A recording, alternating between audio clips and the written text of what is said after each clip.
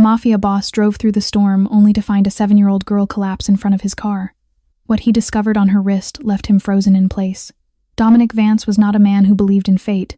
He believed in power, in control, in the cold mathematics of fear and loyalty that had built his empire from nothing. At 37, he had clawed his way from Chicago's South Side gutters to become the Shadow King, a name whispered in back alleys and boardrooms alike.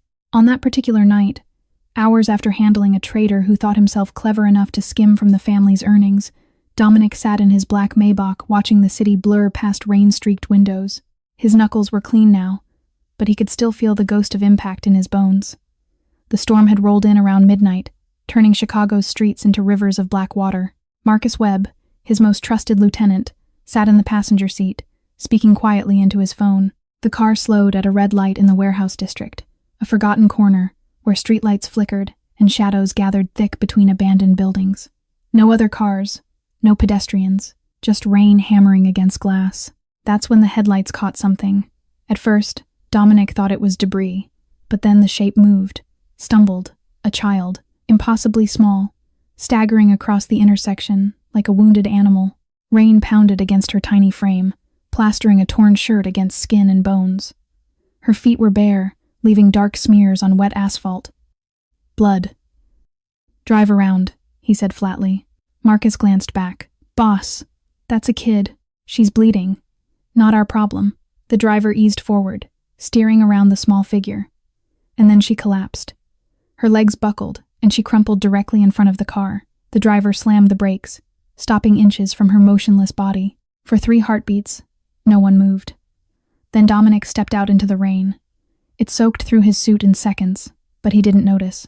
He walked toward the child. She lay curled on her side, impossibly fragile, skin stretched over jutting bones, ribs visible through soaked fabric.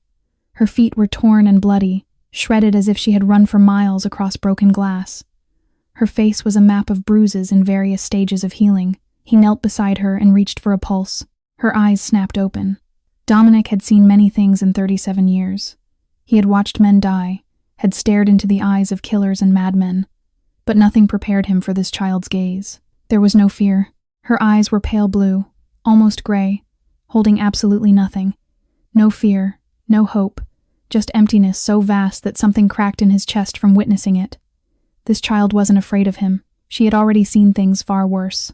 She didn't speak, just stared up at him while rain poured down, as if waiting for him to decide her fate. As if it didn't matter, Dominic reached to lift her. That's when he saw it. On her left wrist, stark against translucent skin, was a tattoo. Numbers and letters, crudely inked. A code, a brand. He recognized it immediately. Victor Salazar, his rival, his enemy, the man who controlled the eastern ports. They had an uneasy truce, a line neither crossed. But Dominic knew what Salazar dealt in beyond drugs and weapons. He had heard the rumors about the children, had chosen to ignore them. This broken girl had escaped from that hell. "Boss?" Marcus called from the car. "What do you want to do?" The smart move was to leave her. Call the police anonymously. Walk away. But 30 years ago, a different child had stumbled through rain just like this. Bleeding, broken, desperate for someone to stop. No one had. Dominic gathered the girl into his arms, feeling how terrifyingly light she was. She didn't resist, didn't cling to him, just let herself be lifted like a doll that had stopped caring. "Get Elena on the phone," he said, carrying the child to the car. "Tell her to meet us at the penthouse. Now." The Maybach pulled away, leaving nothing but rain washing away blood on the asphalt, and the Shadow King held a broken child, feeling something he hadn't felt in 30 years. The walls around his heart beginning to crack. The Maybach cut through the storm, windshield wipers fighting a losing battle against the deluge. Inside, the silence was heavier than the rain. Marcus turned from the passenger seat, his weathered face creased with concern. He had served Dominic for 15 years, had seen him make decisions that toppled empires and ended lives without hesitation. But this was different. "Boss, we should call the police," Marcus said carefully. "Drop her at a hospital. This isn't our business." Dominic didn't respond. His eyes were fixed on the child in his arms. She hadn't moved since he placed her in the car. Hadn't cried, hadn't spoken. She simply lay against his chest, trembling like a leaf in a hurricane, her small fingers clutching the lapel of his soaked jacket with surprising strength, as if letting go meant falling back into whatever darkness she had crawled out of. Dominic. Marcus rarely used his first name. Salazar will know. If he finds out we have her, it means war. Over a kid we don't even know. War. The word should have triggered something. Calculations. Strategy. The cold logic that had kept Dominic alive when so many others had fallen. Instead, he found himself somewhere else entirely. 30 years ago, a different storm, a different child. He had been 7 years old, running through rain just like this, barefoot, bleeding, his father's belt marks fresh on his back, his mother too drunk to notice he had fled into the night. He had run for blocks, for miles maybe, until his legs gave out on a street corner not so different from the one where he had found this girl. Cars had passed, dozens of them, their headlights washing over his small, shivering body before moving on. People had walked by, umbrellas raised, eyes averted. He had screamed for help until his voice broke. No one stopped. No one ever stopped. He had survived that night through sheer stubbornness, hiding in a dumpster behind a Chinese restaurant until morning. The owner had found him, fed him, let him sleep in the storage room. That small act of kindness was the only reason Dominic Vance existed today, instead of becoming another forgotten body in a Chicago gutter. The memory faded, but the feeling remained. That desperate, hollow certainty that the world had decided you weren't worth saving. He looked down at the girl. Her eyes were closed now, but she wasn't sleeping. He could tell by the tension in her tiny frame, the way she flinched at every thunderclap. She was simply too exhausted to keep them open. "Call Elena," Dominic said quietly. "Tell her to meet us at the penthouse." Marcus opened his mouth to argue, then stopped. Something in his boss's voice, a rawness he had never heard before, made him reach for his phone without another word. The girl stirred slightly, burrowing deeper into Dominic's chest. Her grip on his jacket tightened, and he realized with a jolt that she wasn't afraid of him. This child, who should have been terrified of the strange man who had pulled her from the street, showed no fear at all, because whatever she had endured had burned the fear out of her completely. There was nothing left to be afraid of. She had already survived the worst. That understanding hit Dominic like a bullet to the chest. "Boss." Marcus's voice was strange. Her back. Dominic shifted the girl gently, and Marcus angled his phone's flashlight to illuminate her small form. The wet shirt clung to her skin, and through the thin fabric, they could see them clearly. Scars, dozens of them, layered across her back like a roadmap of suffering. Some were old, faded to white. Others were newer, still pink and raised, and beneath the fresher wounds, angry red lines of infection were already spreading. Someone had whipped this child, repeatedly, over months, maybe years. Marcus's jaw tightened. He was a hard man, had done hard things, but even he looked away. Dominic said nothing, but something shifted behind his eyes, something cold and ancient and utterly without mercy. He had one principle in this business, one line he never crossed, never allowed his people to cross. He dealt in drugs, in weapons, in the dark economy that thrived in Chicago's shadows, but never children, never. Victor Salazar had no such principle, and this girl, this broken, silent, trembling child, was proof of exactly what kind of monster Salazar truly was. The Maybach pulled into the underground garage of Dominic's building. Marcus was already moving, checking corners, ensuring the path was clear. But Dominic sat still for a moment longer, looking down at the girl who had somehow, impossibly, found her way to him. "I don't know if you can hear me," he murmured, so low that Marcus couldn't hear. "But you're safe now, I promise." It was a promise he had no business making, a promise that could cost him everything he had built. He made it anyway. Doctor. Elena Cortez arrived at the penthouse within the hour, medical bag in hand, her silver-streaked hair still damp from the rain. She had been Dominic's personal physician for over a decade, patching up bullet wounds and knife cuts without asking questions. But when she saw the child lying unconscious on the guest bed, even her practiced composure faltered. "Dear God," she whispered. Dominic stood by the window, arms crossed, watching Elena work. Marcus waited by the door, his hand never straying far from his weapon. The storm continued to rage outside, lightning illuminating the penthouse in harsh white flashes. Elena's examination was thorough and gentle. She cut away the ruined shirt, cleaned the wounds, checked vital signs. Her face grew grimmer with each passing minute. Finally, she stepped back and removed her gloves. "How bad?" Dominic asked. Elena's voice was steady, but her eyes betrayed her horror. "Severe malnutrition.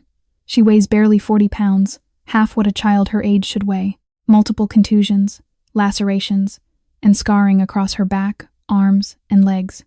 Some wounds are months old, Others are fresh, less than a week. The infections on her back need immediate antibiotics. She paused, collecting herself. There are also signs of prolonged confinement. Muscle atrophy in her legs suggests she was kept in a small space for extended periods. Based on the layering of injuries and her physical condition, I estimate she's been held captive for at least 6 months, possibly up to a year. The words hung in the air like poison. What else? Dominic's voice was dangerously quiet. Elena hesitated. She hasn't made a sound since you brought her in. Not a cry, not a whimper. I believe she's suffering from traumatic mutism. Her vocal cords are intact. Physically, she can speak. But psychologically, something has shut down that ability. Whatever this child experienced, it broke something inside her. Dominic said nothing. His knuckles whitened against his crossed arms. She needs a hospital, Elena continued. Specialists. Psychological care that I can't provide. No hospitals. No records. No one knows she's here. Elena opened her mouth to protest. But the look in Dominic's eyes silenced her. She had seen that look before. It meant the discussion was over. She was packing her supplies when the girl's eyes flew open. For a moment, the child lay frozen, her gaze darting around the unfamiliar room. Then she saw them, 3 adults, strangers, surrounding her.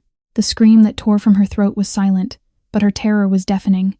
She scrambled backward off the bed, crashing to the floor, crawling until her back hit the corner of the room. Her thin arms wrapped around her knees, her body curling into the smallest possible shape.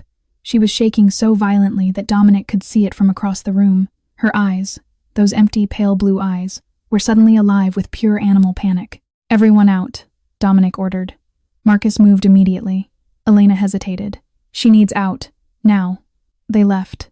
The door clicked shut behind them. Dominic stood alone with the girl, the vast penthouse suddenly feeling very small. She watched him from her corner, pressed so hard against the walls that she seemed to be trying to disappear into them. He didn't approach, didn't speak. Instead, he walked slowly to the small kitchen, filled a glass with water, and placed a wrapped granola bar beside it. Then he set both items on the floor, halfway between himself and the child. He retreated to the opposite corner of the room, lowered himself to the floor, and sat with his back against the wall. And he waited. Minutes passed, then an hour. The storm outside began to quiet, thunder fading to distant rumbles. The girl never moved, never blinked, just watched him with those haunted eyes, waiting for the violence she had been conditioned to expect. Dominic didn't move either, didn't check his phone, didn't speak. He simply sat there, making himself as small and unthreatening as a man of his size and reputation could be. Somewhere around 3 a.m, he saw her eyes flicker toward the water glass. He pretended not to notice. Another hour passed. The girl's trembling had subsided slightly. Her gaze kept returning to the water, then snapping back to him, calculating risk versus need. Finally, just as the first gray light of dawn began to seep through the windows, she moved. It was barely perceptible. A slow, careful unfolding of limbs, a silent crawl across the floor, inches at a time, freezing whenever Dominic so much as breathed too deeply. She reached the glass. Her small hand closed around it. She drank in desperate gulps, water spilling down her chin. Then she grabbed the granola bar and retreated to her corner, clutching it against her chest like a treasure. Dominic watched her eat, tiny bites, chewed quickly, swallowed faster, the way someone ate when they never knew if their next meal would come or be taken away. His chest ached with a pain he couldn't name. The sun rose over Chicago, painting the penthouse in shades of gold. And Dominic Vance, the Shadow King, remained exactly where he was. He had nowhere more important to be. 3 days passed, and the girl still hadn't spoken a word. Dominic had no choice but to return to his business. The empire didn't run itself, and his absence was already raising questions. But he found himself distracted in meetings, his mind wandering back to the penthouse, back to her. He had installed cameras in the guest room, not to spy, but to ensure she was safe. And between negotiations and phone calls, he would pull up the feed on his phone, watching the small figure move through her strange new world. What he observed broke something inside him a little more each day. She ate like a starving animal. Whenever food appeared, she would grab it with both hands, shoving it into her mouth as fast as she could chew. Her eyes darted constantly, watching for threats, waiting for someone to snatch the meal away. Even when she was alone, she couldn't slow down. She refused to sleep on the bed. Each night, Dominic watched her drag a blanket into the closet, curl herself into the smallest corner, and close the door. She slept in darkness, in confinement, because that was what she knew. The soft mattress and clean sheets terrified her more than the cramped wooden floor. And her hands? She washed them constantly, scrubbing under scalding water until the skin turned raw and red. Sometimes she would stand at the sink for 20 minutes, rubbing and rubbing as if trying to remove something no one else could see. Dr. Elena returned daily to check on the wounds. The infections were responding to antibiotics, the cuts beginning to heal. But the invisible injuries, the ones carved into the child's mind, showed no signs of improvement. Give her time, Elena advised. Trust is not something you can rush. Dominic wasn't a patient man. He had built his empire on decisive action, on striking before enemies could react. But for this girl, he was learning to wait. On the third evening, he came home earlier than usual. The penthouse was quiet, the city lights beginning to flicker on outside the massive windows. He found the girl sitting on the floor of the living room, a piece of paper spread before her, a pencil clutched in her small fist. She was drawing. Dominic approached slowly, making sure his footsteps were audible. She tensed but didn't flee. Progress. He lowered himself to the floor a few feet away, sitting cross-legged like a man half his age. She watched him with those pale eyes, pencil frozen mid-stroke. The drawing was crude but unmistakable, a dark rectangle, almost entirely filled with black scribbles. Inside it, smaller shapes huddled together, stick figures, children. Dominic's throat tightened. He reached into his pocket and pulled out a fresh sheet of paper, sliding it gently across the floor toward her. Then a new pencil, sharper than the worn stub she was using. She stared at the offerings but didn't move. "I won't take anything from you," he said quietly. "I only want to give." A long moment passed. Then her small hand reached out and took the pencil. Dominic felt a flicker of warmth in his chest. "Can you tell me your name?" he asked, keeping his voice soft, unthreatening. "You can write it if you want." The girl looked at the paper, then at him, then back at the paper. Her hand trembled as she pressed the pencil to the page. The strokes were shaky, uneven, the letters of someone who had barely learned to write before her world collapsed. But they were legible. Lily. Dominic stared at the word. Such a small thing. 4 letters scratched onto paper. But it meant everything. She had a name. She had trusted him enough to share it. "Lily," he said aloud, testing the sound. "That's a beautiful name." The girl, Lily, didn't smile, didn't react at all. But she didn't look away either. For the first time, she held his gaze for more than a fleeting second. Something cracked in Dominic's chest. Not breaking, exactly. More like a wall developing its first fracture. A tiny fissure through which light might eventually pass. He didn't reach for her, didn't try to touch her or pull her close. He simply sat there, sharing the silence, letting her know that she wasn't alone anymore. Outside, the city hummed with life and danger and 1,000 urgent concerns. Inside the penthouse, nothing mattered except this moment, this connection, this fragile, precious beginning. "Hello, Lily," Dominic whispered. "My name is Dominic, and you're safe here." She didn't respond, but she didn't run either. For now, that was enough. The tattoo haunted Dominic, those crude numbers and letters branded into Lily's fragile wrist like a serial number on livestock. He needed to know what it meant. He needed to understand exactly what had been done to her. Marcus delivered his report 4 days after the night in the rain. They sat in Dominic's private office, the door locked, the windows darkened against the afternoon sun. Lily was in the guest room with Elena, being coaxed into eating lunch. Dominic had checked the camera feed twice in the past hour. "The code on her wrist matches Salazar's operation," Marcus began, his voice flat. "We traced it through our contacts at the Port Authority. It's a shipping manifest number, Container 7, scheduled for transport to Eastern Europe 3 weeks ago." Dominic's jaw tightened. "Go on. Salazar's been running this side business for at least 2 years. Kidnapping kids, buying them from addicts, picking up runaways, anyone who won't be missed." Marcus paused, his weathered face betraying a rare flicker of emotion. "Our sources estimate he's moved over 30 children through that port. Maybe more. 30 children." The number echoed in Dominic's mind. 30 lives stolen, packaged, sold like merchandise. Where did they go? Overseas buyers. Wealthy clients in countries where questions don't get asked. Marcus couldn't meet his boss's eyes. The younger ones fetch higher prices. Lily's age, her appearance, she would have been worth a fortune to the right buyer. The silence that followed was suffocating. Dominic had done terrible things in his life. He had ordered deaths, destroyed families, built his empire on blood and fear. But there were lines even he refused to cross. Children were sacred. untouchable. That was the one rule he had never broken, never allowed his people to break. Victor Salazar had no such boundaries. The night of the storm, Marcus continued. A transport truck overturned near the warehouse district. Driver lost control in the flooding. Container 7 cracked open. Most of the kids were recaptured within hours. He hesitated, but one got away, ran into the storm. Salazar's men searched all night, but the rain washed away her trail. Lily, running barefoot through the rain and darkness. Bleeding. Terrified. But free. Find out everything, Dominic said quietly. His voice carried no heat, no visible anger. That was when he was most dangerous. Every shipment, every buyer, every contact. I want to know how Salazar breathes. And then we wait. For now, Marcus nodded and rose to leave. At the door, he paused.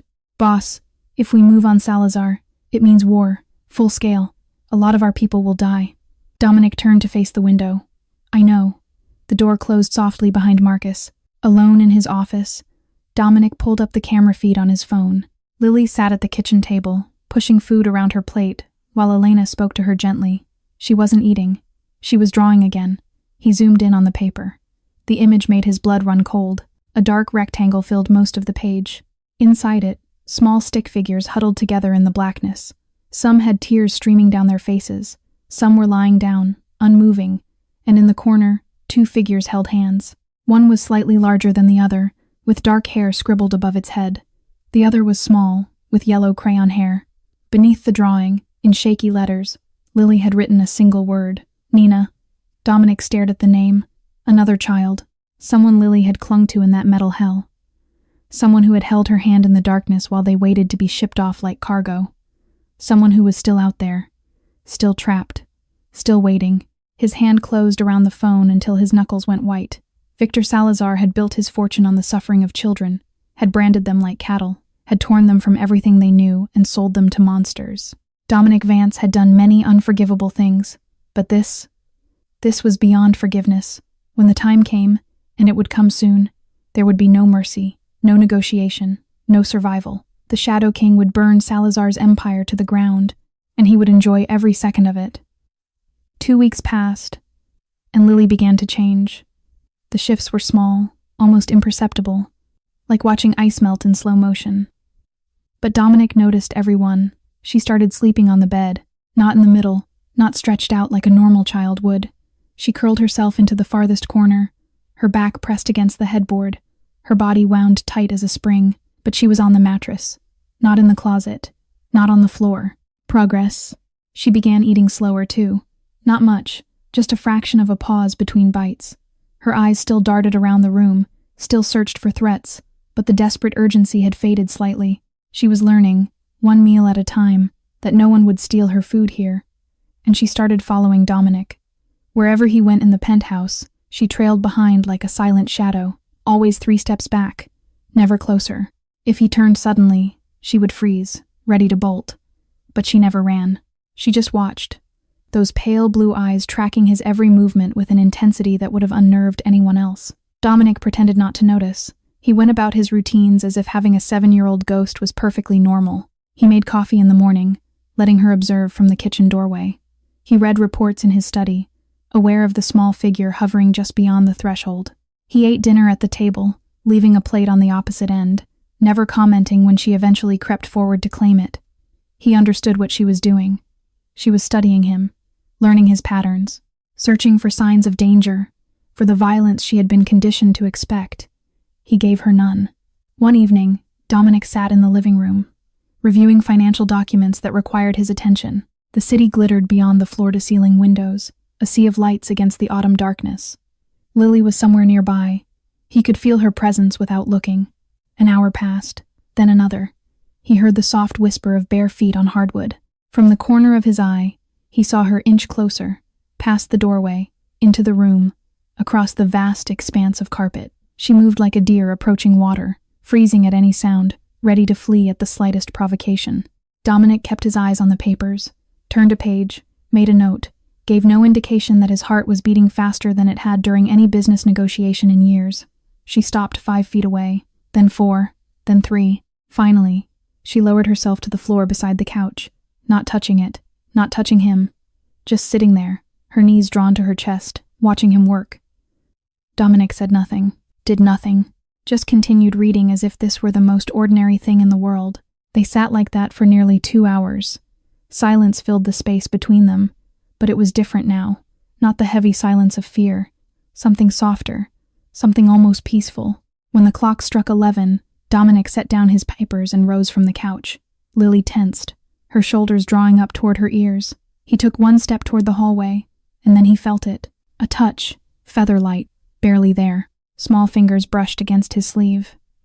Dominic went completely still. He didn't turn, didn't look down, didn't make any sudden movements that might shatter this impossibly fragile moment.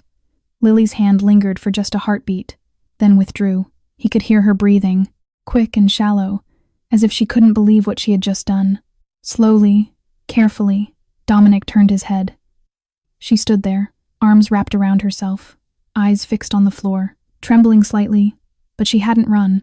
She had reached out. For the first time since the night in the rain, she had chosen to touch another human being. Dominic's voice came out softer than he knew it could. "Good night, Lily." She didn't respond, didn't look up. But something in her posture shifted. The rigid line of her shoulders eased, just slightly. She turned and padded silently toward her room.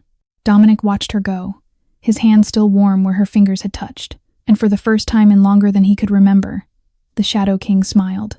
Across town, in a mansion that reeked of cigar smoke and blood money, Victor Salazar was losing his mind.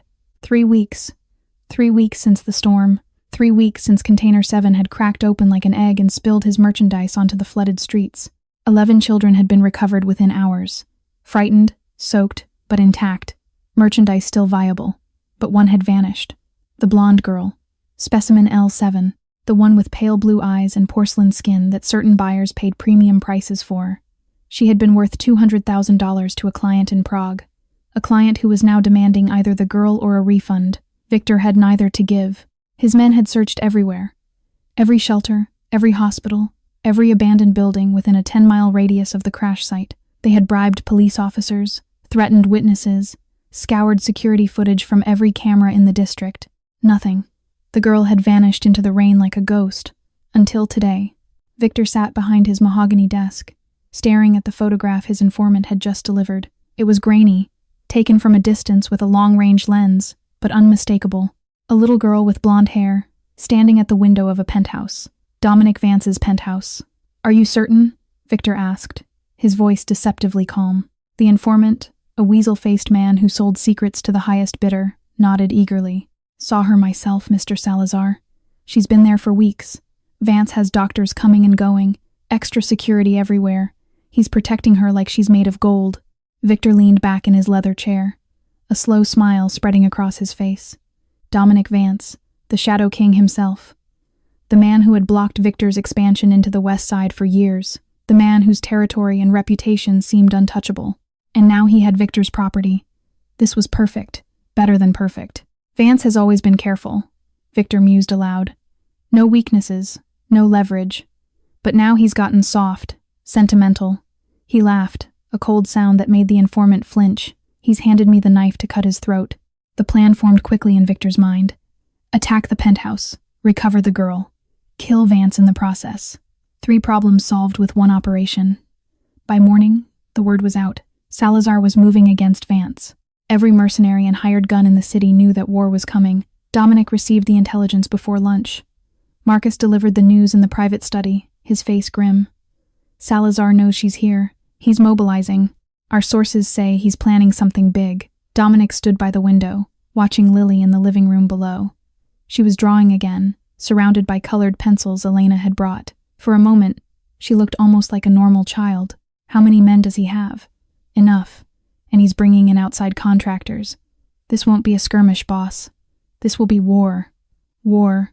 The word settled over Dominic like a familiar weight. He had fought wars before, had won them through ruthlessness and strategy, and an absolute willingness to do whatever was necessary.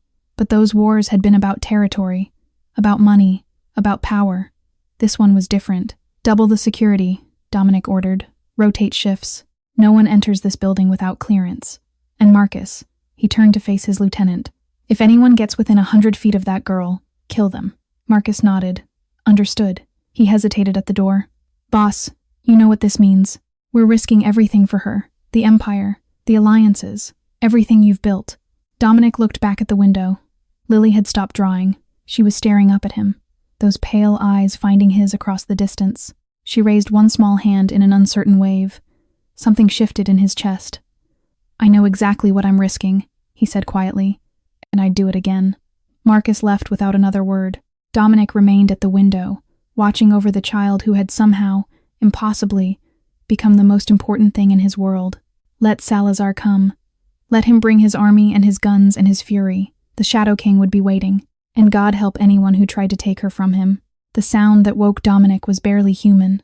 He was on his feet before his eyes fully opened, instincts honed by decades of survival propelling him out of bed and into the hallway. The penthouse was dark, the city lights casting long shadows across the walls. For a moment, silence. Then it came again. A scream, high-pitched, agonized, coming from Lily's room. Dominic ran. He threw open her door to find her thrashing on the bed, tangled in sweat-soaked sheets. Her small body convulsed with each breath, back arching, limbs flailing against invisible attackers. Her mouth was open, and from it poured sounds he had never heard her make. She was screaming, after weeks of silence, after refusing to speak a single word. Lily was finally using her voice, but not to talk, to cry out in terror from whatever nightmare had dragged her back to hell. The sounds were raw and broken, not quite words, more like the howls of a wounded animal. They tore through the quiet penthouse, filled with a pain so deep that Dominic felt it in his own chest. He crossed the room in 3 strides and reached for her, then stopped himself. Grabbing her might make it worse, might trigger memories of other hands, cruel hands, hands that had hurt her. Lily. He kept his voice low, steady. Lily, wake up, you're safe. She didn't hear him. Her eyes were squeezed shut, tears streaming down her cheeks, her small fists beating against the mattress. Another scream ripped from her throat, this one dissolving into broken sobs. Dominic had never felt so helpless in his life. He had faced armed enemies, had stared down death without flinching, had made decisions that ended lives and built empires. But standing here, watching this 7-year-old girl fight demons he couldn't see, he had no idea what to do. Slowly, carefully, he lowered himself onto the edge of the bed, not touching her, just present, close enough that she might sense she wasn't alone. And then, from somewhere deep in his memory, a melody surfaced. He couldn't remember where he had learned it, couldn't recall the words clearly, but the tune was there, buried beneath 30 years of violence and loss. A lullaby, soft and simple, something his mother had hummed to him in the years before alcohol and despair had destroyed her. Dominic began to sing. His voice was rough, unpracticed, barely above a whisper. The melody wavered, uncertain. He couldn't remember all the words, so he hummed where the lyrics escaped him. It was nothing like the polished performances he had seen in movies. It was broken and imperfect, but it was real. Lily's thrashing began to slow. Her screams faded to whimpers, then to soft, shuddering breaths. Her fists unclenched, her body gradually stilled. Dominic kept singing, the same simple melody, over and over, until her breathing deepened and her face relaxed. She was still asleep, still trapped in dreams, but the nightmare had loosened its grip. Then he felt it. A small hand, reaching blindly across the sheets. Tiny fingers found his, wrapped around them, and held on with surprising strength. Dominic froze. Lily's grip tightened, anchoring herself to him like a drowning child clinging to a lifeline. Even in sleep, even lost in whatever darkness haunted her mind, she had reached for him. He didn't move. He sat there on the edge of her bed, her hand clutching his, and watched the night slowly fade toward dawn. His back ached, his legs grew numb, but he didn't shift, didn't adjust, didn't do anything that might wake her or break this fragile connection. The first light of morning crept through the windows. Gray, then gold, then bright. Lily slept on, her breathing steady, her fingers still intertwined with his. Dominic looked down at their joined hands. His, large and scarred and stained with more blood than he could ever wash away. Hers, impossibly small, impossibly fragile, impossibly trusting. He had killed men, tortured them, destroyed families and built his kingdom on their ruins. He had thought himself powerful, invincible, but he had never felt as weak as he did in this moment, because he couldn't fight her nightmares, couldn't kill the memories that tortured her, couldn't protect her from the wounds already carved into her soul. All he could do was sit here, hold her hand, and hoped that somehow it was enough. The sun rose over Chicago, and Dominic Vance, the Shadow King, didn't move from that bedside until long after Lily finally opened her eyes. 1 month since the night in the rain, and Lily still hadn't spoken. She had grown more comfortable in the penthouse. She ate at the table now instead of hiding in corners. She slept through most nights without screaming. She even allowed Elena to examine her without trembling. But her voice remained locked away, buried beneath walls that no amount of patience seemed able to breach. Dr. Elena recommended a specialist. "I've done what I can for her body," she told Dominic, "but her mind needs someone trained for this kind of trauma." Sarah Chen arrived on a Tuesday afternoon.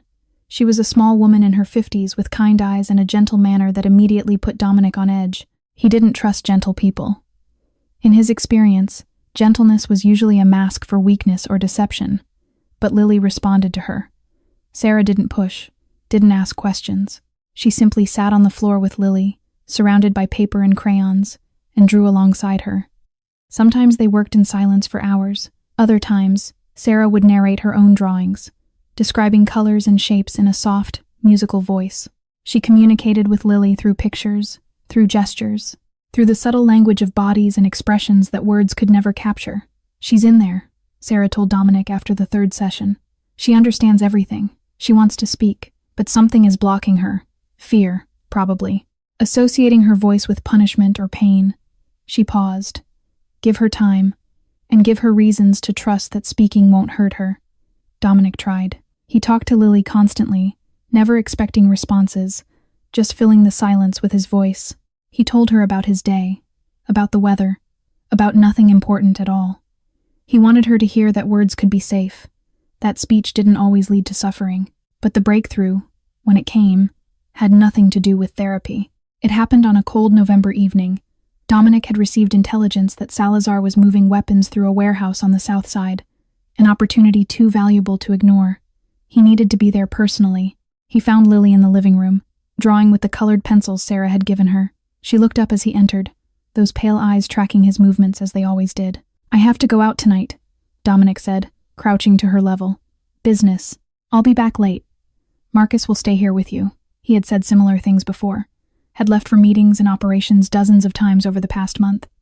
Lily had always watched him go in silence, but tonight was different. He rose and walked toward the door. His hand was on the handle when he heard rapid footsteps behind him. Small fingers grabbed his jacket. Dominic turned. Lily stood there, gripping his coat with both hands, her face twisted with an emotion he had never seen on her before. Desperation. Pure, raw desperation. Her mouth opened, closed, opened again. Her throat worked, struggling against whatever chains held her voice captive. And then, broken and barely audible, 2 words escaped. "Don't go." Dominic's heart stopped. Her voice was hoarse from disuse, cracked and trembling. But it was real. She was speaking. After a month of silence, after everything she had endured, she had found her voice, and she had used it to ask him to stay. Dominic dropped to his knees, bringing himself to her eye level. Lily's grip on his jacket didn't loosen. Tears were streaming down her cheeks, but she didn't look away. "Lily," his own voice was rough. "I have to go, but I promise you, I will come back. I will always come back." She stared at him, searching his face for the lie she had been taught to expect from adults. He held her gaze, didn't blink, didn't look away. "I promise," he repeated. Slowly, reluctantly, her fingers released his jacket. She stepped back, arms wrapping around herself, watching him with eyes that begged him to keep his word. Dominic stood, walked to the door, paused with his hand on the handle. "Wait for me," he said softly. Then he was gone. The operation took 6 hours. Dangerous, violent. 2 of his men were wounded. But Dominic moved through it all with a focus sharper than he had ever known. Because someone was waiting for him. He returned to the penthouse at 3 in the morning, exhausted and blood-spattered. Marcus met him at the door with a strange expression. "She wouldn't sleep," Marcus said quietly. "Sat by the window the whole time. Watching for your car." Dominic found her curled up on the couch, fighting to keep her eyes open. When she saw him, her whole body relaxed. She didn't smile, didn't speak again, but she closed her eyes and fell asleep within minutes. And for the first time since she had arrived, she slept through the night without a single nightmare. The file landed on Dominic's desk with a heavy thud.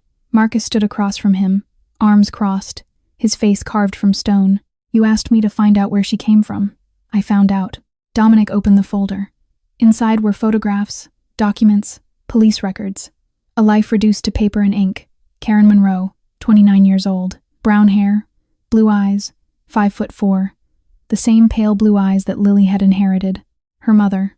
Dominic read through the file in silence. Each page made his blood run colder. Karen had started using drugs at 16, heroin by 19. She had given birth to Lily at 22, alone in a county hospital. No father listed on the birth certificate. For 7 years, she had dragged her daughter through a nightmare of addiction, evictions, and abusive boyfriends. Then, 14 months ago, she had done the unthinkable. Owing money to a dealer connected to Salazar's network, Karen had offered the only thing of value she possessed. Her daughter. The transaction was documented in cold, clinical terms in the police file. $5,000. That was the price Karen Monroe had placed on her own child's life. $5,000 for 7 years of existence. For Lily's smile, her laugh, her trust. For every bedtime story never read, every birthday never celebrated, every moment of childhood innocence stolen. $5,000. Dominic's hands trembled as he turned to the final page. A recent photograph of Karen, taken outside a homeless shelter on the south side. She looked 50, not 29, hollowed out by years of abuse, skin hanging loose on bones, eyes vacant and distant. She was still using, still alive, still wandering the streets of Chicago without a single thought for the daughter she had sold into hell. She hasn't filed a missing persons report, Marcus said quietly. Hasn't contacted police. Hasn't asked anyone about Lily. It's like the kid never existed to her. The folder crumpled in Dominic's grip. He knew this woman, not personally, but intimately. He had grown up surrounded by parents just like her. His own mother had chosen vodka over him every single day until cirrhosis finally killed her. His father had used his fists as freely as his words, beating Dominic until the boy learned to fight back. He understood addiction, understood how it hollowed people out and left nothing but hunger behind. But understanding didn't mean forgiveness. Some things were beyond forgiveness. Selling your child was one of them. What do you want to do? Marcus asked. Dominic was silent for a long moment. His mind raced through options. He could have Karen eliminated. It would be easy. She would simply disappear, another overdose in a city full of them. No one would investigate. No one would care. But that wasn't justice. That was convenience. Nothing, he finally said. We do nothing to her. Marcus raised an eyebrow. She's already dead, Dominic continued, his voice flat. The drugs killed her years ago. Her body just hasn't caught up yet. He closed the ruined folder. But she never comes near Lily, ever. If she tries to make contact, if she suddenly develops a conscience and wants her daughter back, she gets nothing. No access. No information. Nothing. And if Lily asks about her someday? The question hung in the air. Dominic stared at the photograph of Karen Monroe, at the ghost of Lily's features in that ravaged face. Did he have the right to make this decision? To sever a child from her mother, even a mother who had betrayed her so completely? What if Lily grew up and wanted answers? What if she needed to see for herself what Karen had become? The questions had no easy answers. If Lily asks, Dominic said slowly, I'll tell her the truth. All of it. And then I'll let her decide. He stood and walked to the window, looking out at the city that had shaped him into what he was. But until then, I'll protect her. From Salazar, from her past, from anyone who would hurt her. His reflection stared back at him, hard and uncompromising. Even from the woman who gave her life. Marcus nodded and gathered the file. At the door, he paused. For what it's worth, boss, I think you're doing the right thing. Dominic didn't respond. He wasn't sure there was a right thing anymore, only the thing he could live with. Winter settled over Chicago, and inside the penthouse, something miraculous was happening. Lily was finding her voice. It started with single words. Yes, no, hungry, tired. Each one felt like a victory. A small crack in the wall she had built around herself. Then came short phrases. More, please. Good morning. Thank you. Mr. D. Mr. D. That was what she called him now. Not Dominic. Not Sir. Mr. Dan. The nickname had appeared one morning over breakfast, slipping from her lips so naturally that Dominic had nearly dropped his coffee. He didn't correct her, didn't ask her to call him something else. He simply nodded and pretended his heart wasn't doing something strange in his chest. She followed him everywhere, to his study while he worked, to the kitchen while he attempted to cook, to the window where he stood watching the city at night. Always 3 steps behind, then 2, then 1. until finally she was walking beside him, her small hand occasionally brushing against his. The penthouse began to change. It had always been cold, elegant but sterile, like a museum where no one actually lived. Now there were drawings taped to the refrigerator, crayons scattered on the coffee table, a stuffed rabbit that Elena had brought sitting on the couch like it owned the place, and laughter. For the first time in decades, these walls heard the sound of a child laughing. Marcus was the first surprise. The grizzled lieutenant, who had killed more men than he could count, who spoke in grunts and rarely smiled, became completely undone by a 7-year-old girl. It started when Lily discovered the chess set in Dominic's study. Uncle Marcus. She had called him one afternoon, tugging at his sleeve. "Teach me?" Uncle Marcus. The hardened soldier had looked at Dominic with something like panic in his eyes. Dominic had simply shrugged and walked away, hiding his smile. Now they played chess every evening. Marcus sat on the floor, his massive frame folded awkwardly, explaining moves with a patience no one knew he possessed. Lily listened intently, her brow furrowed in concentration, occasionally making decisions that made no strategic sense but delighted her anyway. "She's terrible," Marcus reported to Dominic one night after Lily had gone to bed, but he was smiling. Actually smiling. Elena came by weekly now, long after Lily's wounds had healed.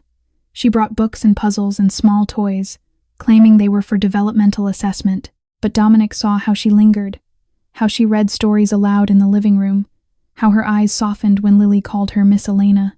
They had become a family, not by blood, not by law, but by something stronger, by choice, by showing up, by staying. One afternoon, Dominic came home to find Lily at the kitchen table, bent over a large sheet of paper with fierce concentration. She didn't look up when he entered, too absorbed in her work. He made himself coffee and waited.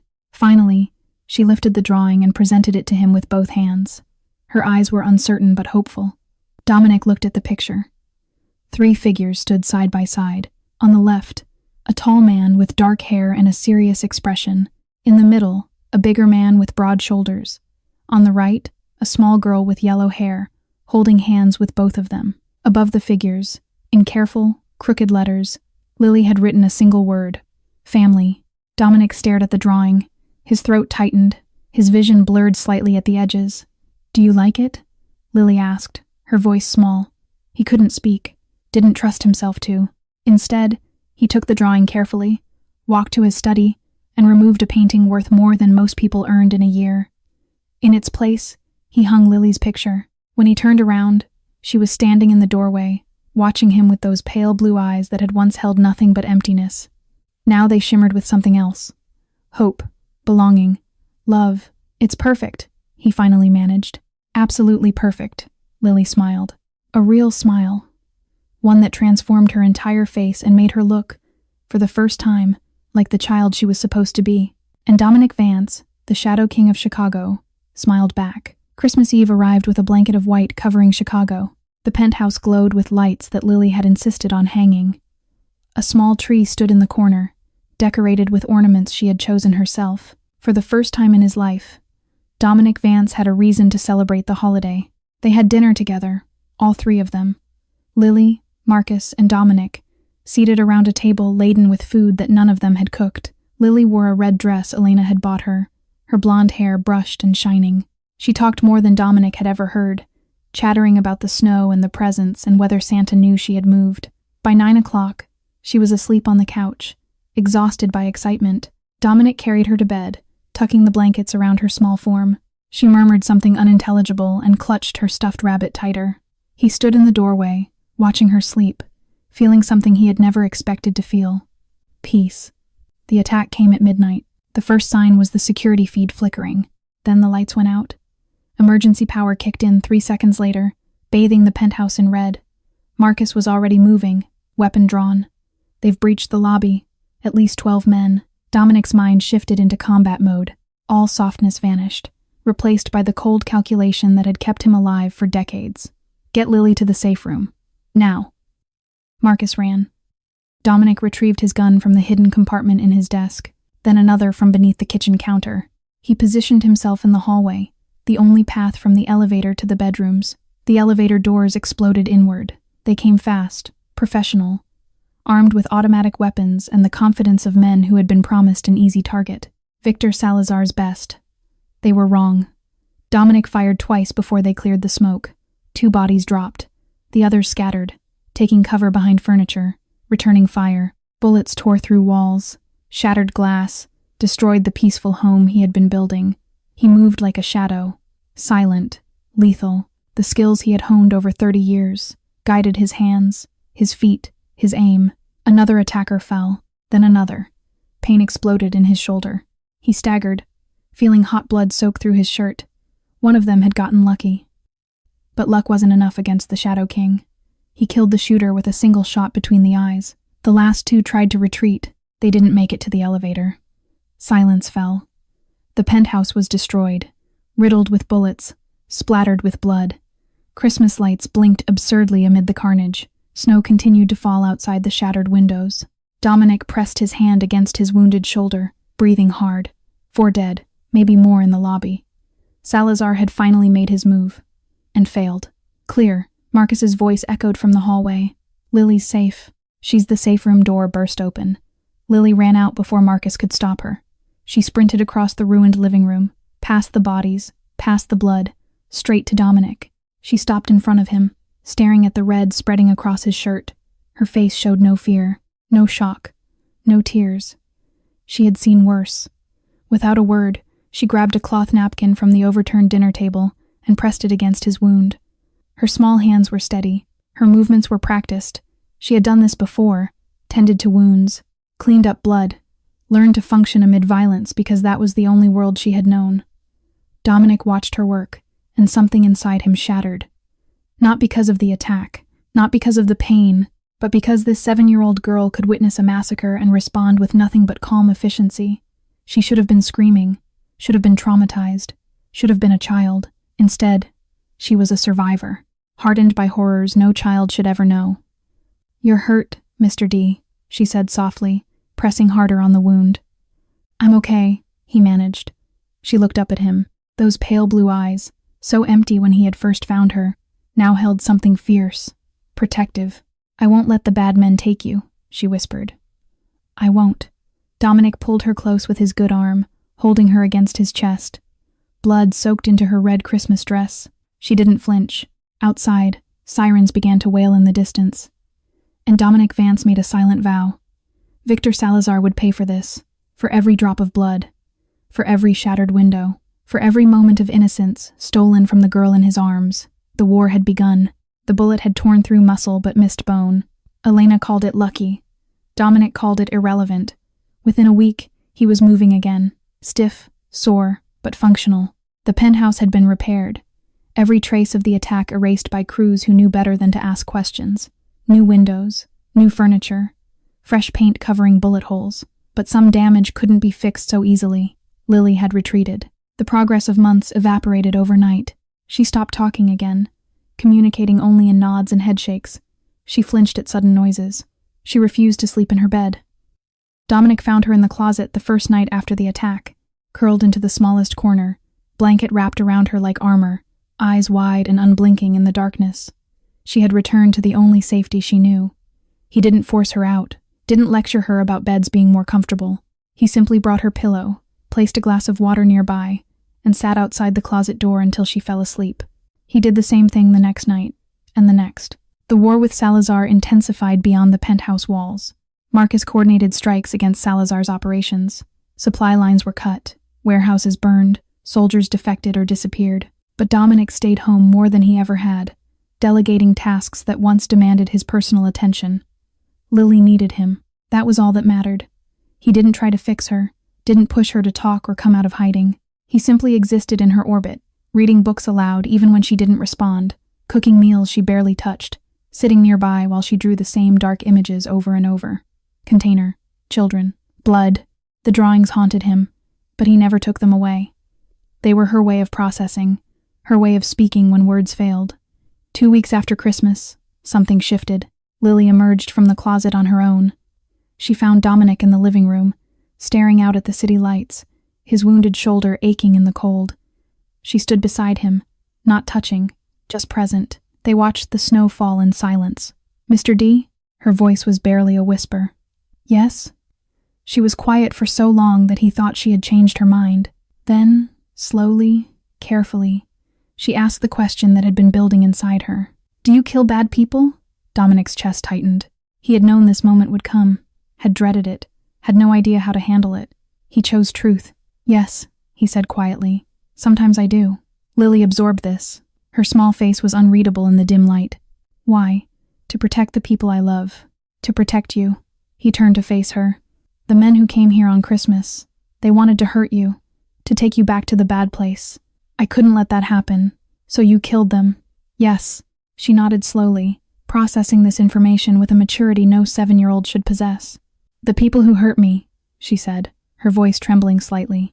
They killed too. They hurt kids. They laughed when we cried. Dominic's hands clenched at his sides. That's different, Lily continued, almost to herself. They hurt people because they liked it. You hurt people because you have to. She looked up at him, those pale blue eyes searching his face. You're not like them. The words hit him harder than any bullet. I'm not a good man, Lily, he said honestly. I've done terrible things, things that can never be forgiven. She reached out and took his hand. Her fingers were cold and small against his scarred palm. You saved me, she said simply. You didn't have to. Nobody else stopped. But you did. Her grip tightened. I'm not scared of you, Mr. D. I'm scared of them, of going back. But not of you. Never you. Dominic couldn't speak, couldn't breathe.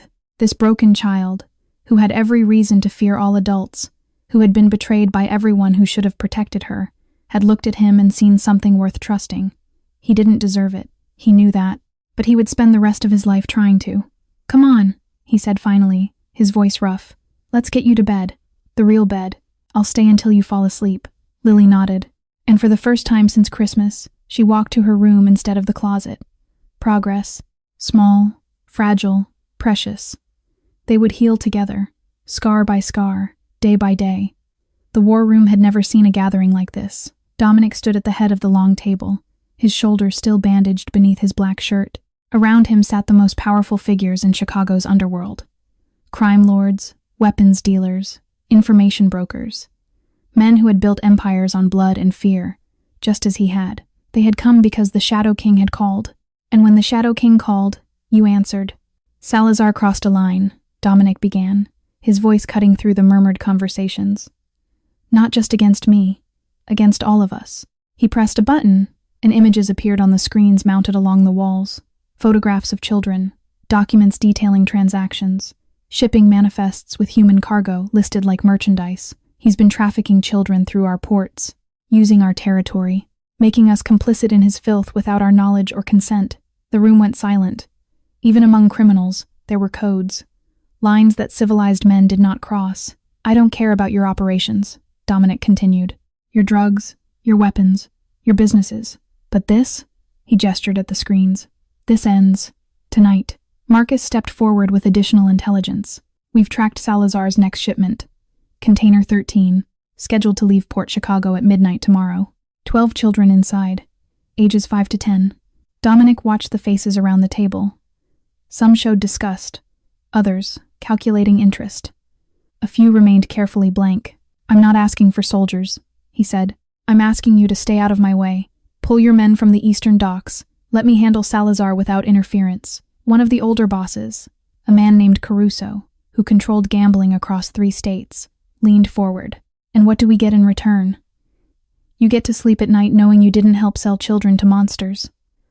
Dominic's eyes were cold. And you get my gratitude, which, as you know, is not without value. The negotiations took 2 hours. Favors were promised. Territories were adjusted. Alliances were reaffirmed. By the time the last crime lord left, Dominic had what he needed.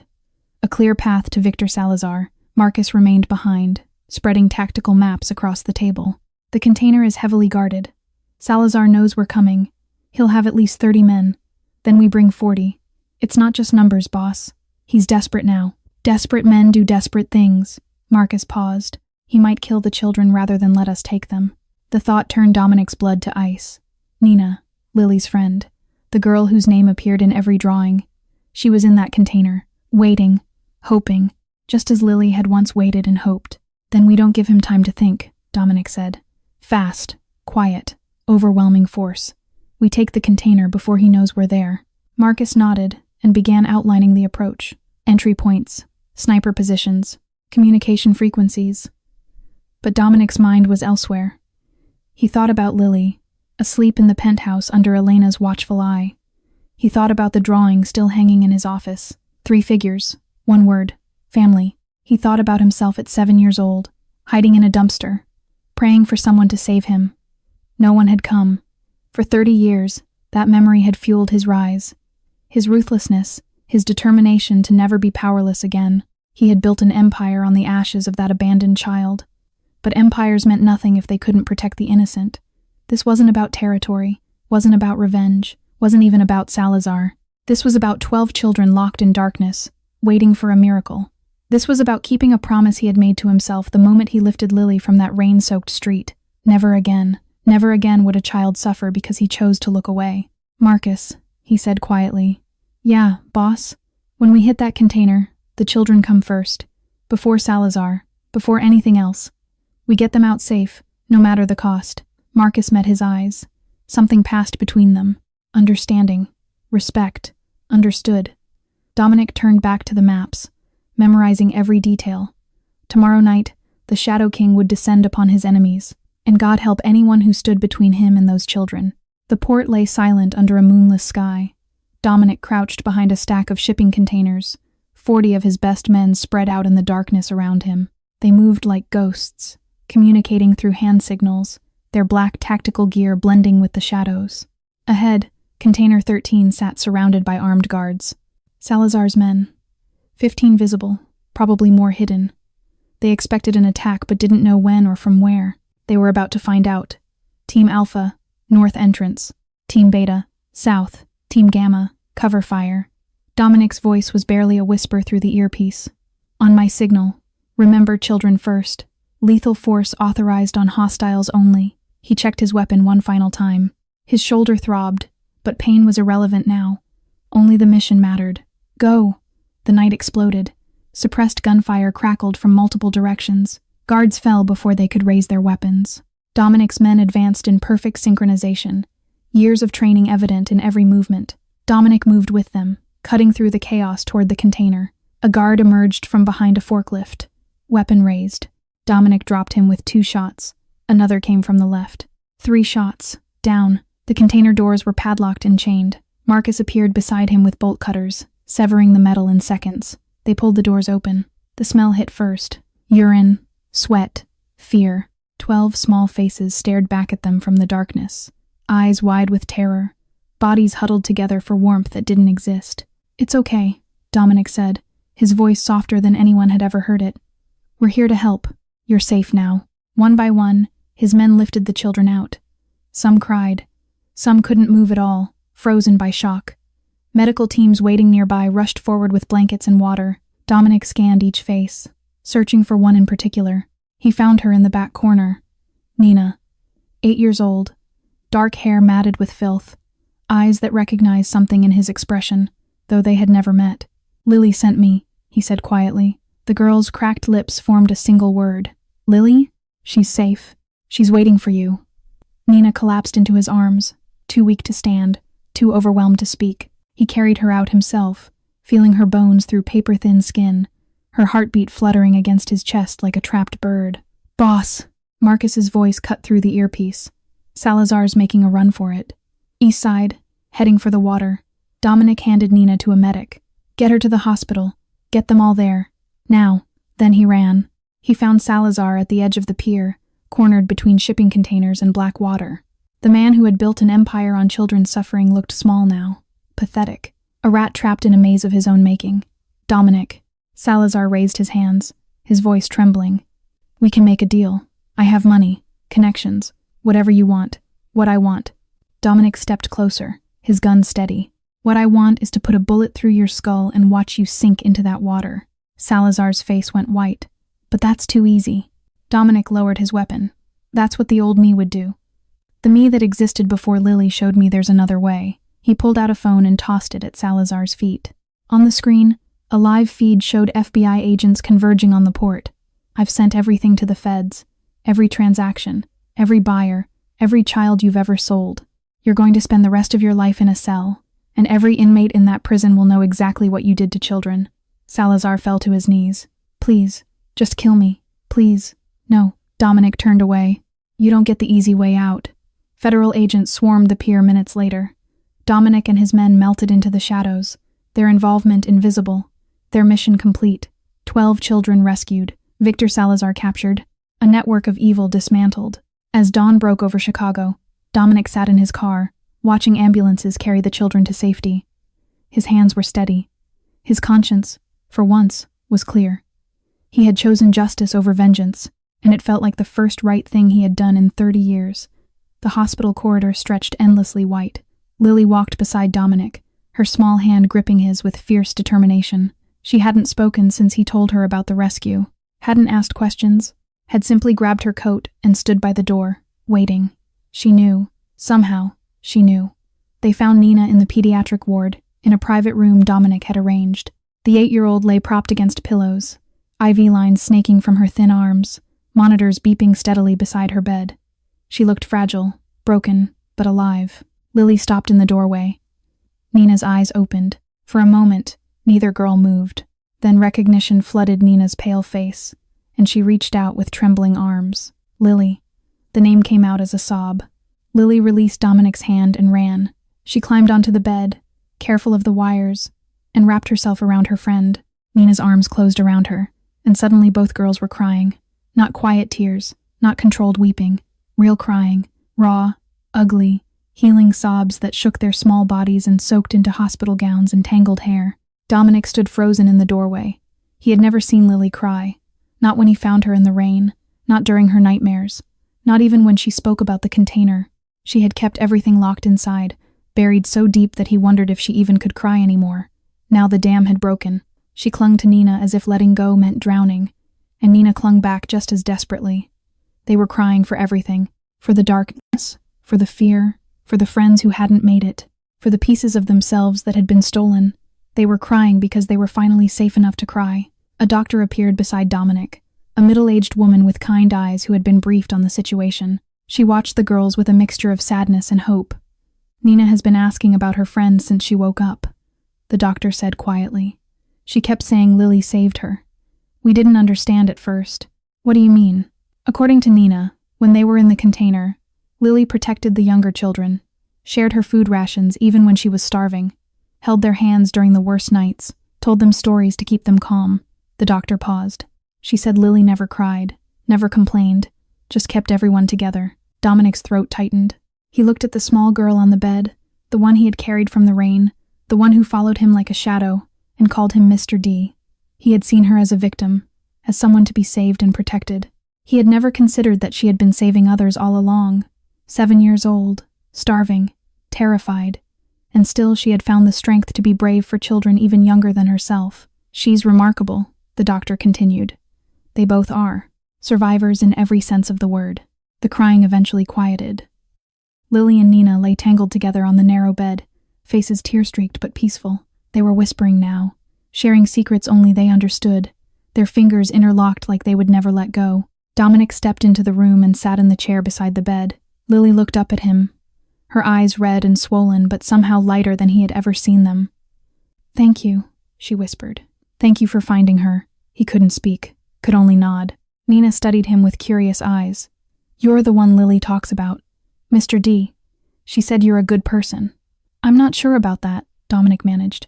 She said you saved her, and now you saved me. Nina's voice was weak but certain. That makes you good, even if you don't think so. Dominic looked at these 2 broken children, these survivors who had endured horrors he could barely imagine, and made a decision. Nina, he said gently, when you're better, when you're ready, you'll have a home. A real home. I'll make sure of it. You and every child who was in that container. Nina's eyes widened. Lily squeezed her hand. You won't be alone anymore, Dominic continued. None of you will, I promise. It was a massive undertaking. 12 children, 12 lives to rebuild. But looking at Lily's face, at the hope shining through her tears, he knew it was the only choice that mattered. Spring arrived, and with it came transformation. The Shadow King was changing, not disappearing, not weakening, but evolving into something different, something that even Dominic himself hadn't expected. It started with the children. All 12 survivors from Container 13 were placed in safe homes, their medical bills covered, their futures secured through a network of trusts and foundations that couldn't be traced back to any criminal enterprise. Dominic worked with social workers, therapists, and carefully vetted foster families to ensure each child had what they needed to heal. Nina recovered slowly but steadily. She visited the penthouse often, spending afternoons with Lily, rebuilding a friendship that had been forged in darkness. Watching them laugh together, argue over board games, fall asleep on the couch side by side, gave Dominic a sense of purpose he had never known. Then came the foundation. He established it quietly, through layers of legitimate businesses and anonymous donations. The Haven Fund, they called it. On paper, it was a charitable organization supporting victims of human trafficking. In reality, it was much more. The fund financed rescue operations, supported whistleblowers, provided resources to law enforcement agencies that lacked the budget to pursue trafficking cases. It operated in shadows, just like Dominic always had. But now those shadows served a different purpose. His empire began to shift as well. Dominic pulled out of the most violent sectors of his business. Drug distribution was delegated to lieutenants with strict rules about keeping product away from schools and children. Weapons deals were scrutinized more carefully, with sales to known traffickers blacklisted entirely.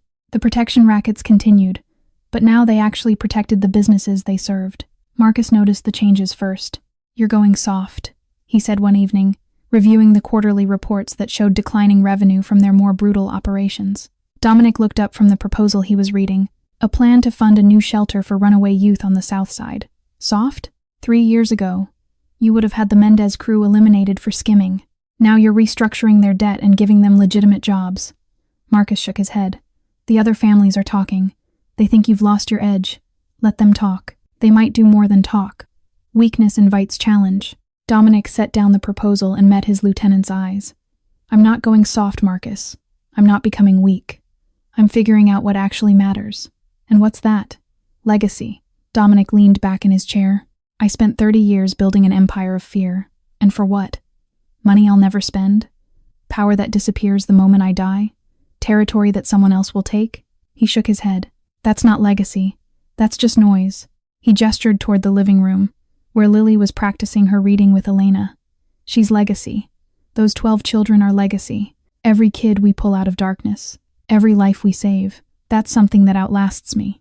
That's something worth fighting for." Marcus was silent for a long moment. Then, slowly, he nodded. "You know I'll follow you anywhere, boss. Always have. But this path you're walking now?" A rare smile crossed his weathered face. "This one I actually believe in." That night, after Elena had left and Marcus had returned to his quarters, Lily found Dominic standing by the window. She padded across the room in her pajamas, her stuffed rabbit tucked under one arm, and stood beside him. They watched the city lights together in comfortable silence. "Mr. D?" Her voice was soft. "Yes?" She hesitated, fidgeting with the rabbit's worn ear. The question had been building for weeks, maybe months. Dominic could see it in the way she watched him, in the careful hope she tried to hide. "Can I stay here forever?" The words hung in the air between them. Dominic knelt down, bringing himself to her eye level. He looked into those pale blue eyes that had once held nothing but emptiness, and now shimmered with something precious. Trust, hope, love. "You can stay as long as you want," he said. "Forever, if that's what you choose." Lily's face broke into a smile so bright it could have lit the entire city. She threw her arms around his neck and held on tight. And Dominic Vance, the Shadow King of Chicago, held her back. 1 year later, and the penthouse no longer felt like a monument to solitude. It felt like home. Lily bounded through the living room, her backpack bouncing against her shoulders, blonde hair flying behind her in a messy ponytail. She was 8 years old now, healthy and growing, her cheeks no longer hollow, her eyes no longer empty. "Dom, I got an A on my spelling test." Dom, not Mr. D anymore. Somewhere along the way, the formal title had softened into something more intimate. Not father, not quite, but something close. Something that belonged only to them. Dominic looked up from his laptop, a smile spreading across his face. "Show me." She thrust the paper at him, practically vibrating with pride. Red ink at the top marked her score. "Perfect. 20 out of 20. This is incredible," he said, and meant it. A year ago, she could barely write her own name. Now she was reading chapter books and acing tests in 2nd grade. "Mrs. Patterson said I'm the best reader in the class." Lily climbed onto the couch beside him. "Can Nina come over this weekend?" I want to show her my new books. Nina had been adopted 3 months ago by a couple from the suburbs. Good people, thoroughly vetted by Dominic's team. They gave her stability, normalcy, a chance at the childhood she deserved. But she and Lily remained inseparable, connected by bonds that no distance could break. I'll call her parents tonight, Dominic promised. Lily grinned and wrapped her arms around him in a quick hug before dashing off to her room. Dominic watched her go, marveling at the transformation. The silent, starving ghost he had pulled from the rain had become this bright, laughing child who filled his home with noise and color and life. The adoption papers had taken months to arrange. His lawyers had worked miracles, creating a legitimate paper trail that explained how a wealthy businessman had come to foster an orphaned girl. Background checks were passed. Home studies were completed. Karen Monroe, Lily's biological mother, had signed away her parental rights in exchange for enough money to fuel her addiction for another few years. Dominic had made sure she would never be able to contest the decision. Ever. The final hearing was held on a Tuesday morning in late autumn. Lily wore her favorite dress, the blue one with tiny white flowers that Elena had helped her pick out. She sat beside Dominic in the courtroom, her hand clasped tightly in his, watching the judge with wide, nervous eyes. The proceedings were brief. Papers were signed. Stamps were pressed. Legal words were spoken that transformed their relationship from informal arrangement to permanent family. When the judge pronounced the adoption final, Lily looked up at Dominic with an expression of wonder. "It's really real?" she whispered. "It's really real." They walked out of the courthouse into bright autumn sunshine. Leaves swirled around them in shades of gold and red. Lily stopped on the steps, staring at the official document in her hands. "Dom? Yes? Does this mean I'm your daughter now? For real?" Dominic knelt down on the cold stone steps, bringing himself to her level. He took her small hands in his, looking into eyes that had once held nothing but emptiness, and now overflowed with hope. "Lily, you've been my daughter since the moment I found you, since the night you grabbed my jacket and asked me not to go, since you drew that picture and wrote family on top." His voice was rough with emotion. "These papers don't make you mine. They just let the rest of the world know what we've known all along." Tears spilled down Lily's cheeks, but she was smiling. "I love you, Dom." It was the first time she had said the words. Dominic pulled her into his arms and held her tight against his chest. The city moved around them, indifferent to the miracle happening on those courthouse steps. "I love you too," he whispered into her hair, "more than anything in this world." They stayed there for a long moment, father and daughter, holding on to each other. Finally, Lily pulled back and wiped her eyes. "Can we get ice cream now? To celebrate?" Dominic laughed, a real laugh, full and warm. "We can get all the ice cream you want." Hand in hand, they walked down the steps together, a family, complete. The underworld whispered about Dominic Vance's weakness. In back rooms and dark alleys, crime bosses traded rumors about the Shadow King gone soft. They spoke of the little girl who followed him everywhere, who had turned the most feared man in Chicago into something almost human. Some saw opportunity. A few ambitious fools even made plans. None of them succeeded. The first was a mid-level dealer named Rossi, who thought kidnapping the girl would give him leverage. His body was found 3 days later, missing several important pieces. The second was a rival family's underboss who made threats in a crowded restaurant.